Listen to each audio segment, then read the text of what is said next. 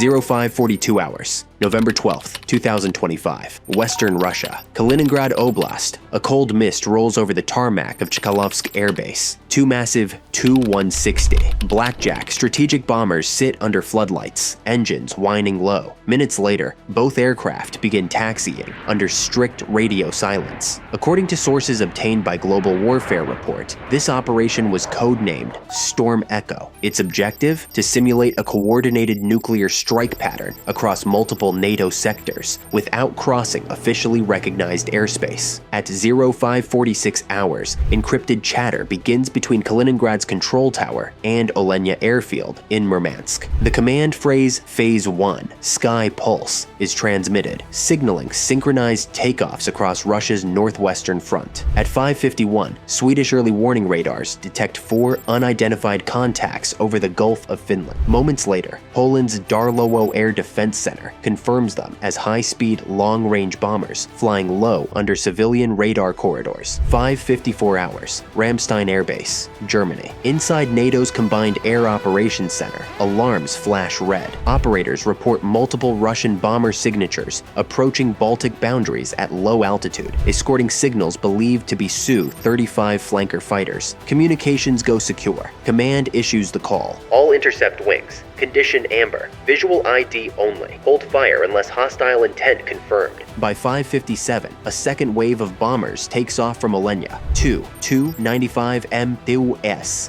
Bear H strategic bombers, carrying what intelligence calls training variants of KH-55 cruise missiles capable of nuclear payload adaptation. Unverified defense channels claim one Tu-95 carries a payload configuration consistent with nuclear drill parameters. That claim remains unconfirmed. 6:03 hours. From Estonia's Imari Air Base, 2 RAF Typhoon interceptors scramble. Simultaneously, Polish F-16s lift off from Wask Air Base to intercept from the south. Swedish and Finnish radar systems feed into NATO's central command net. At 6:05, interceptors achieve visual lock. Radio transmission crackles. Eagle 2 to command. Target confirmed. Tu-160, heading 240, Angels 3-2. Bomb bay doors closed, command copies. Maintain visual. No provocation. The bombers remain silent, their transponders off, navigation lights dark. At 6:12, both Tu-160s open their internal bays, revealing mock missile mounts, each one modeled after the Kh-102 nuclear cruise missile, range over 3,000 kilometers. It's a clear message, a show of capability and intent. Within minutes, Finland's Air Command tracks the simulated launch sequence, a series of maneuver patterns identical to a real strike run. According to Global Warfare Report's defense sources, one pilot described it as the closest thing to a nuclear drill since the Cold War. 6:17 hours. Inside the NATO Command Center in Ramstein, the operations director orders the activation of DEFCON Readiness Level 3, Limited Alert. U.S. Air Force RC-135 rivet joint aircraft operating over the Baltic intercept encrypted Russian comms. Analysts translate a key phrase, parameters achieved, returning to base. But the exercise isn't over. At 6:20, radar signatures multiply. 2 Il-78s, aerial refueling tankers, appear near Kaliningrad, suggesting the bombers may continue westward. For 11 minutes, NATO cannot determine their true intention. In the control room, tension peaks. 6:31 hours. A Polish naval radar operator near Gdynia reports a faint object falling into the Baltic. Local trawlers later claim debris landed 20 kilometers offshore. Polish defense media quickly reports a possible training missile drop.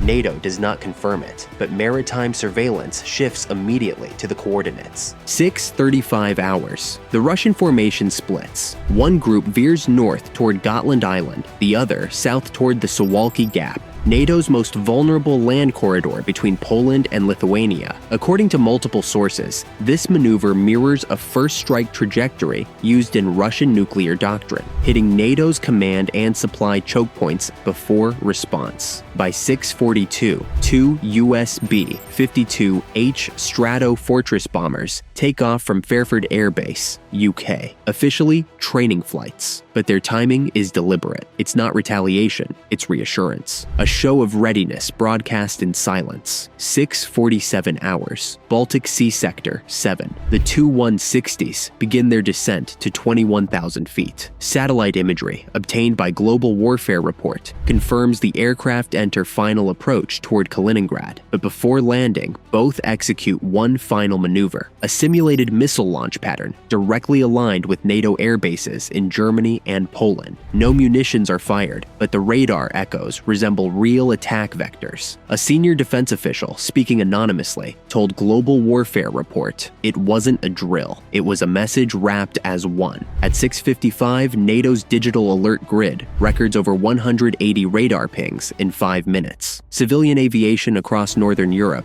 is rerouted. The European Air Traffic Coordination Center reports temporary blackouts caused by Russian electronic interference, claimed by unverified cyber monitoring sources. 7:03 hours. The Russian aircraft finally turn east, crossing back into domestic airspace. NATO fighter escorts hold position until contact is lost. Mission over, but the data collected is alarming. Each Tu-160 flew within strike range of at least 4 NATO bases: Spangdahlem, Lask, Amari, and Ramstein. 7:44 hours. Inside the Pentagon, analysts replay satellite feeds. What stands out isn't what the Russians did, it's how coordinated it was. Every leg of the flight path was supported by electronic spoofing, precision refueling, and real-time telemetry, elements impossible without full Kremlin authorization. According to intelligence obtained by Global Warfare Report, the operation was directed personally by General Sergei Kobylash, head of Russia's long-range aviation command. Its purpose: to signal deterrence, test NATO response times, and collect radar data from allied systems. 8 o'clock hours. As dawn spreads across Europe,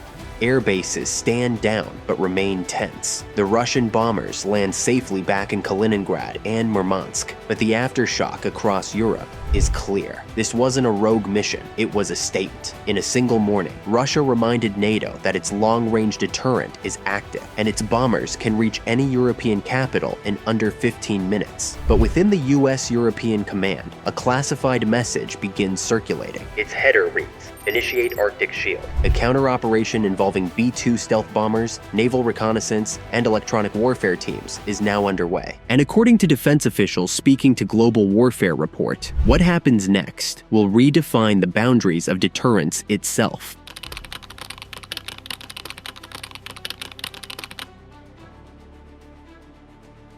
8-10 hours. U.S. European Command elevates its cyber readiness. The NSA's Cyber Threat Operations Center flags unusual radio activity near the Kola Peninsula, believed to be Russian air defense radars recalibrating after the bomber exercise. An unverified SIGINT intercept obtained by Global Warfare Report captures a phrase from Russian military frequencies. Phase 2 to commence after Western reaction. Analysts still debate what that meant. 8:17 hours. Baltic Sea. A U.S. Navy P-8A Poseidon patrol aircraft climbs to 27,000 feet off the coast of Lithuania. Its radar arrays sweep across the frozen waves, tracking faint infrared signatures from the earlier bomber paths. The data reveals something chilling. Both Russian Tu-160s carried active decoy pods, broadcasting fake missile launch telemetry toward NATO radars. According to defense experts, that maneuver wasn't just simulation,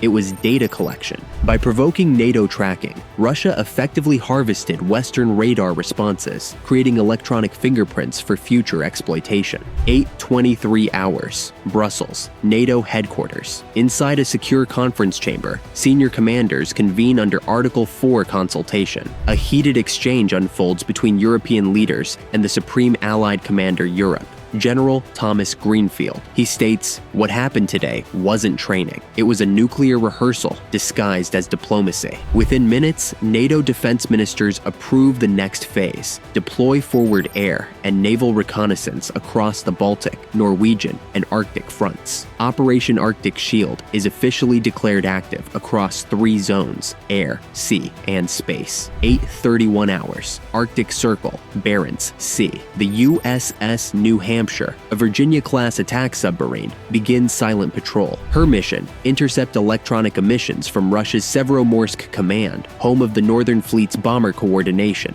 At 8:34, hydroacoustic sensors detect subsurface anomalies, believed to be Russian Yasin-class submarines, repositioning closer to NATO waters. Tension climbs. 9:02 hours. NATO's response turns surgical. From the icy tarmac of Irland Air Base, 4 F-35s scramble under radio silence, tail numbers obscured. Their mission: escort and shadow. Not to engage, but to make clear that for every Russian bomber in the sky, an invisible escort now follows. 9:37 hours. London. The British Prime Minister convenes the Cobra Emergency Committee. In a statement to Allied media later obtained by Global Warfare Report, one line stands out: Britain will not tolerate nuclear intimidation under the mask of military exercises across Europe. Air defense radars hum continuously. Civilian flights remain diverted from the Baltic. In underground war rooms, analysts replay the simulation footage frame by frame. It becomes clear the Russian Tu-160s executed 6 simulated launch vectors aimed at Ramstein, Spangdahlem, Lask, Amari, and even Fairford. Every vector corresponded with real NATO strike coordinates. This wasn't coincidence. It was doctrine testing. 10:02 hours. United States. Pentagon Situation Room. Defense Secretary Laura Mitchell addresses the Joint Chiefs. They didn't cross the line, but they danced on it. She authorizes a Tier 2 strategic posture adjustment, deploying 2